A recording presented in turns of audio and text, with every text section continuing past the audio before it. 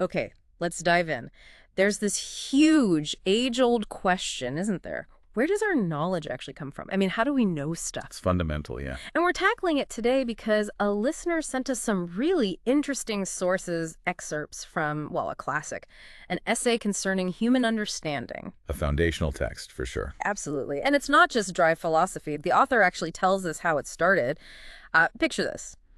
He's with some friends. They're talking about something apparently quite obscure, Hmm. and they just get completely stuck, puzzled, not making any headway. And then it clicks for the author. Maybe, just maybe, they need to look at the understanding itself first, before anything else. Sort of understand the tool before trying to use it. Exactly. So that's how this whole massive work began. His aim, he says, was kind of like being an underlaborer, clearing away the rubbish, like confusing jargon that gets in the way of real knowledge. Clearing the ground, yeah. Yeah. Making space for understanding. So our mission here is to unpack what these excerpts say. Look at his core ideas about, well, ideas themselves. Where do they come from? How does the mind actually use them? And it's incredibly relevant, isn't it? I mean, the author himself points out that understanding our own understanding, knowing its powers, but also its limits, that's key. Knowing what we can know. Precisely. It helps us direct our thoughts better. And maybe, just maybe, avoid wasting time arguing about things that are, frankly, beyond our grasp, things we can't even form clear ideas about in our minds. Right. Knowing the extent of our comprehension, as he puts it, lets us kind of sit down in a quiet ignorance about the rest. A bit of intellectual humility. I like that. Quiet ignorance. Okay, so based on these sources, where does he say the mind starts? Is it like preloaded with software? Well, his answer is a pretty emphatic no.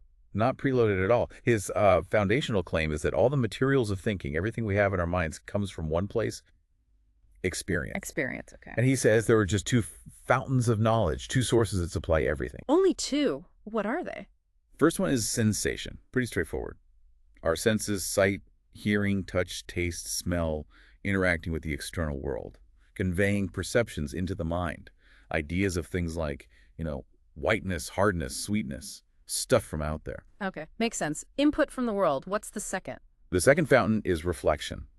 This is the mind turning its gaze inward, so to speak, observing its own operations, thinking about its thinking. Ah, okay, like noticing that I'm doubting something or believing something. Exactly. Ideas of thinking, doubting, believing, knowing, willing. But also, and this is interesting, he includes ideas derived from processing those sensations, like the ideas of motion, man, elephant, army, drunkenness. Wait, elephant. How is that reflection? Isn't that from seeing an elephant? Well, the initial simple ideas making up elephant come from sensation, yes.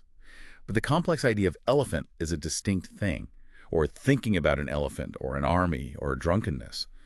These involve the mind reflecting on, combining, and processing those initial sensory inputs and its own operations. It's an internal activity about those things. Okay, got it. So the mind works on the data it gets, and he uses that famous analogy for the mind at birth, doesn't he? He does, the empty cabinet. Yeah. Or white paper void of all characters, without any ideas. He argues if you really look at a newborn child, you won't see much evidence of pre-existing ideas. But it's potential. Just potential. A capacity to know, sure, but it needs input. Sensation and reflection are the only ways that cabinet gets furnished, that paper gets written on. Nothing is innate initially. So how does the mind get these first inputs, these simple ideas? Is it actively seeking them? No, according to him, it's passive at this stage. Right. These are the simple ideas they're received. The mind can't invent a new simple idea like a color it's never seen. And it can't destroy one once it's been received. He calls them uncompounded, just one uniform appearance. They're the basic atoms of thought, the raw data.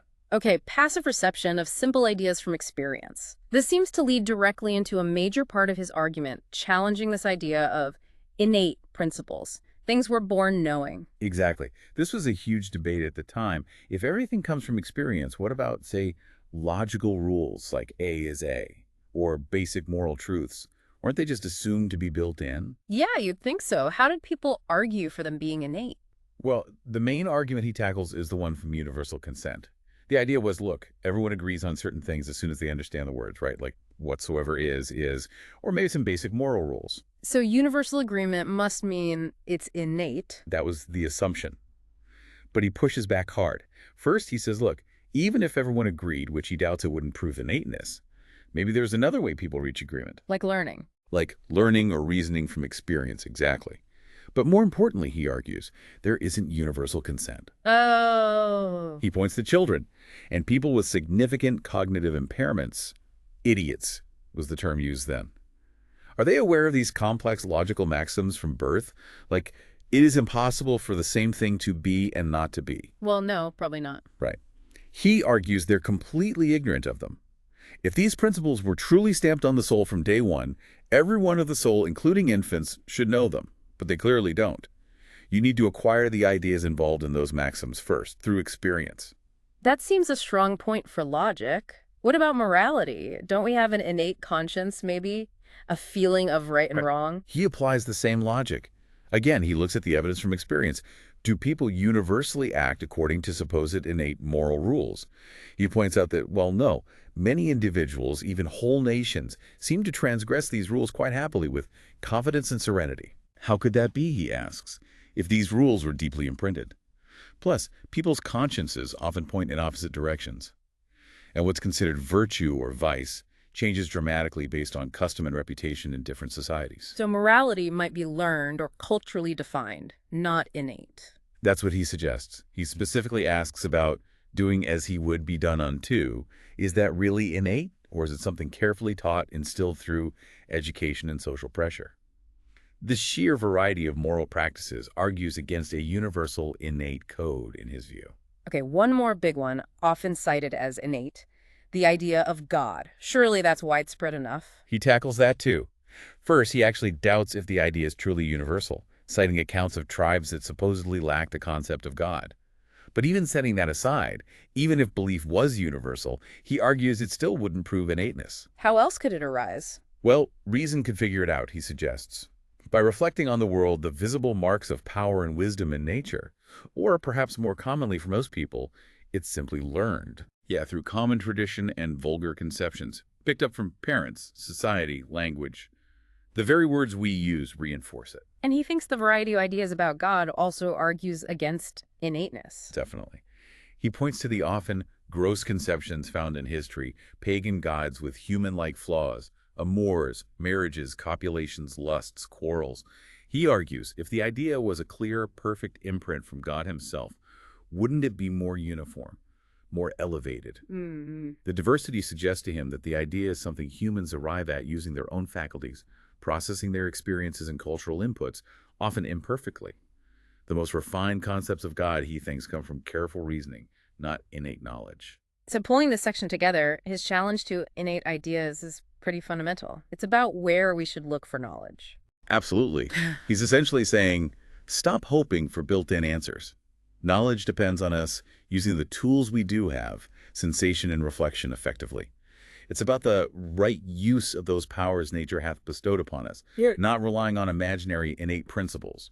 Bottom line, as he says, men must think and know for themselves. Yeah. You have the capacity to learn, not the knowledge itself, pre-installed. Wow. Okay. So the mind starts empty, gets filled with simple ideas through the senses and reflection, but our thoughts are way more complex than just red or sweet or thinking. How do we build up to ideas like, I don't know, justice or a unicorn or my house?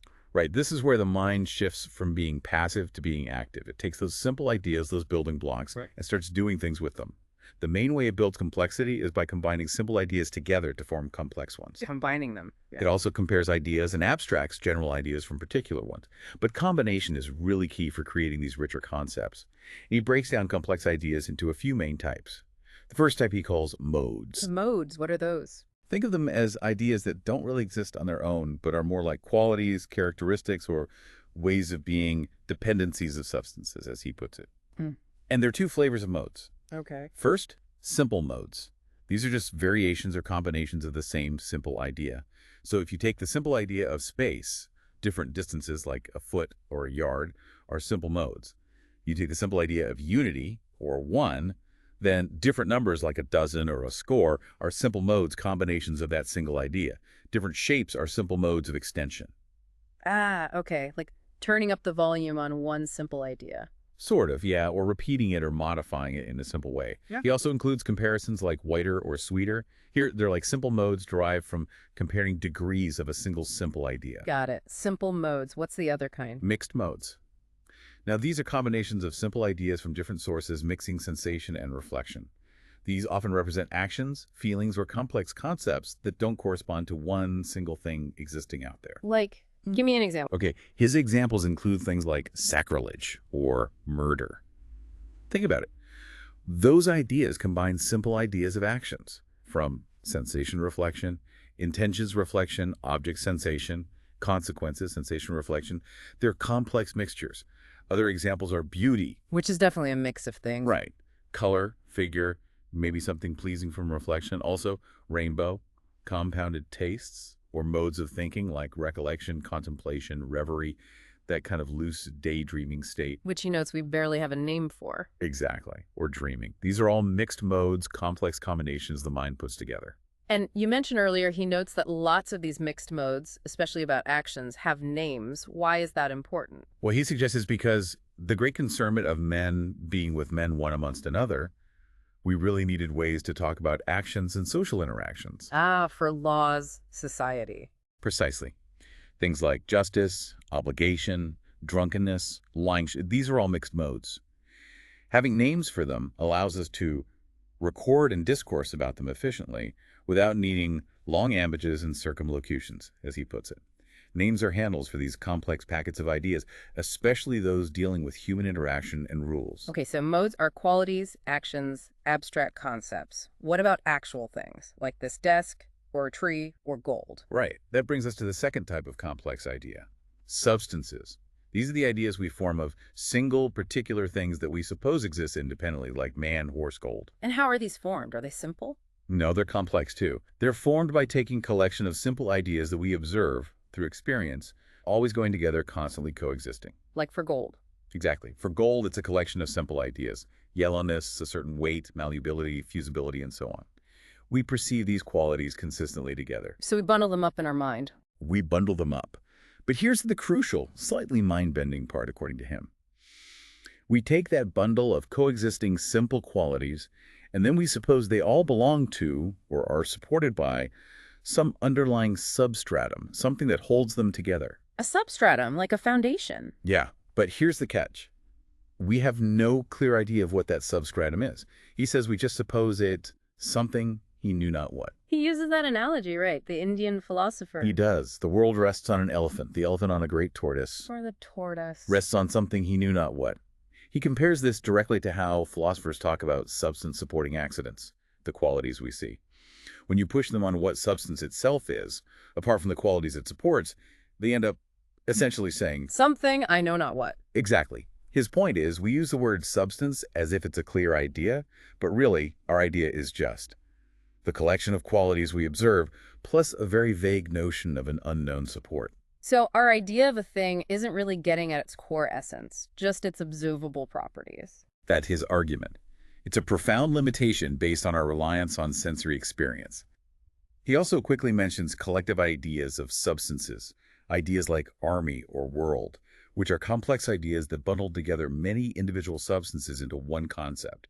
Still a single complex idea in the mind. Okay, modes, substances. What's the third type of complex idea? The third type is relations. These ideas come from comparing one idea with another. We're not focused on the thing itself, but how it stands in relation to something else. Like bigger or smaller? Exactly. Greater lesser comes from comparing size. Cause and effect comes from observing one thing consistently producing a change in another. Words like father, brother, king are relational terms. They inherently signify a connection to someone else, a child, a sibling, subjects.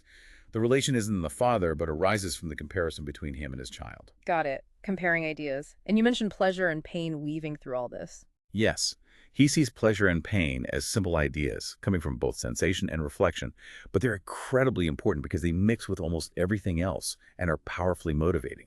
They're linked to desire and what he calls uneasiness. Uneasiness. Yeah, that feeling of lack, the discomfort of wanting something you don't have, or the presence of pain. He argues that seeking happiness, which is basically pursuing pleasure and avoiding this uneasiness or pain, is the fundamental driver of human action.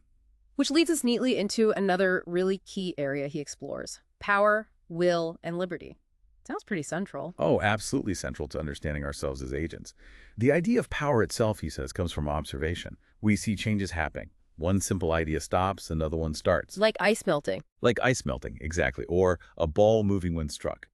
This observation gives us the idea of a power in the agent to cause the change, active power like in the sun melting ice, and a power in the object to receive the change, passive power like in the ice being melted.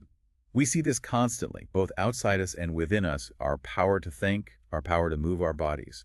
We abstract the general idea of power from these observations. Okay, and how does he fit understanding and will into this? Are they like little managers in the mind? He cautions against thinking of them like that, as separate little beings or entities inside us. He prefers to see them simply as powers the mind has. The understanding is just the mind's power to perceive ideas. And the will? The will is the mind's power to direct our thoughts or actions. It's the power to determine its thought, to the producing, continuing, or stopping any action as far as it depends on us. It's the choosing power, basically, for things we can control. Which brings us to liberty or freedom. Is our will free, according to him? This is where he makes a really important clarification. He argues that liberty is not a property of the will itself. Liberty is a power belonging to the man, the agent. It's the power a person has to do or not do something according to what their mind directs, according to what they will. Okay, can you give an example? He uses a great one. Imagine a man is locked in a room with someone he enjoys talking to. He wills to stay in the room because he likes the company. Now, is he at liberty to leave? No, the door is locked. He cannot act on a will to leave. But is he at liberty to stay? Yes, because his staying is in accordance with his will. So liberty is about whether my actions can follow my choices, not whether the choice itself is somehow free. Exactly. He thinks asking if the will is free is a category mistake. Grossly absurd, he calls it. It's like asking if your sleep is swift or your virtue square. Liberty applies to the person's ability to act, not the will's ability to choose. The will is the power to choose and determine. Liberty is the power to act on that choice. Okay, that's a crucial distinction. So if liberty is about acting on our will, what determines the will? What makes us choose one thing over another? This is interesting because he apparently changed his mind on this. Initially, he thought it was the prospect of the greatest absent good.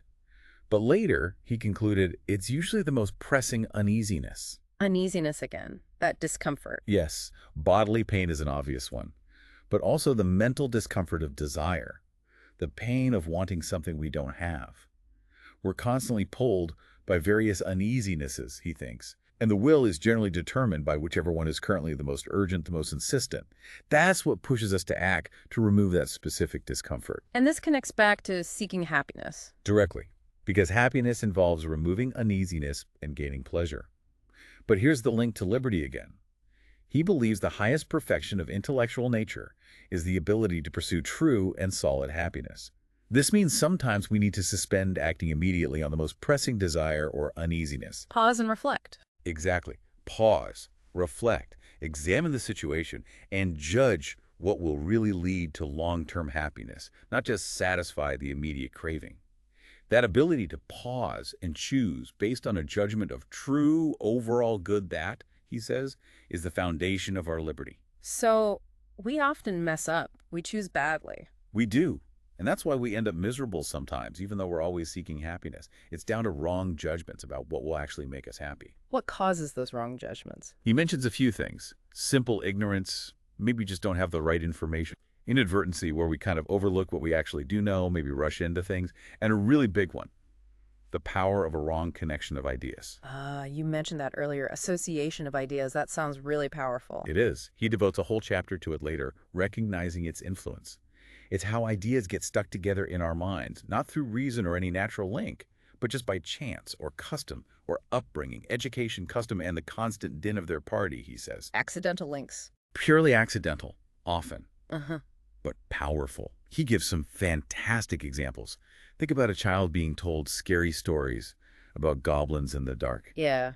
The idea of darkness gets so strongly, but accidentally linked with the idea of goblins and fear, that even as an adult, the darkness itself can still trigger that fear. Even though rationally they know there are no goblins, the association overrides reason. I can see that. Any others? Yeah, the honey example. Maybe you ate honey once as a child right before getting really sick.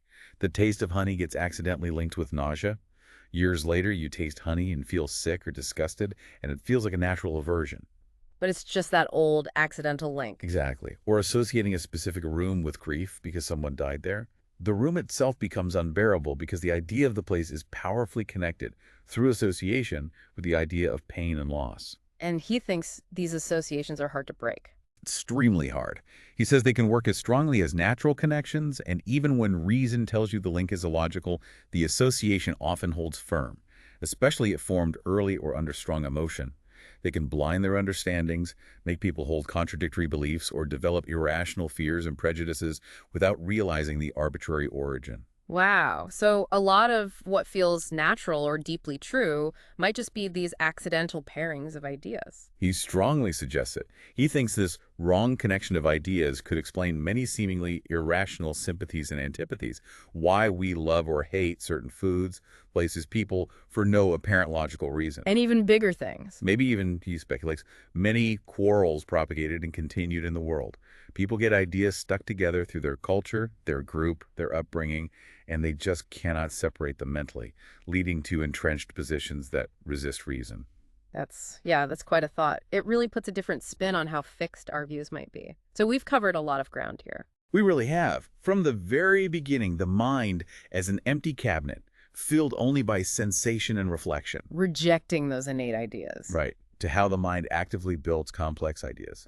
Modes, substances, relations. Then that deep dive into power, will, liberty driven by uneasiness, aiming for happiness, but often tripped up by bad judgments. And the nature of those ideas themselves, simple ones being adequate, but our ideas of substances being inherently limited because we don't grasp the underlying real essence. Right. The something I know not what. Exactly. And finally, this powerful, often hidden influence of how ideas get accidentally associated in our minds. It's a whole system based purely on experience and the mind's operations on that experience, trying to map out, like you said, the original certainty and extent of human knowledge. Yeah, not by assuming special access to truth, but by looking at the equipment we actually have, our senses and our ability to reflect and the data they provide.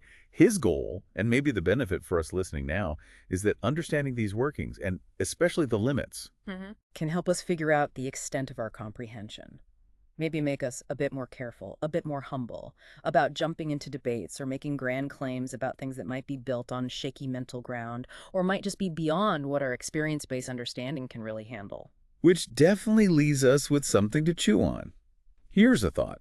If our ideas of things, of substances, are just collections of simple sense impressions, and we don't really grasp their inner real essence, and if our minds are also knitting ideas together through these powerful, sometimes totally random associations, well, how much of the world we perceive is actually shaped by the objective, out-there reality, and how much is maybe a construction project unique to our own minds, heavily influenced by the accidental history of our own ideas?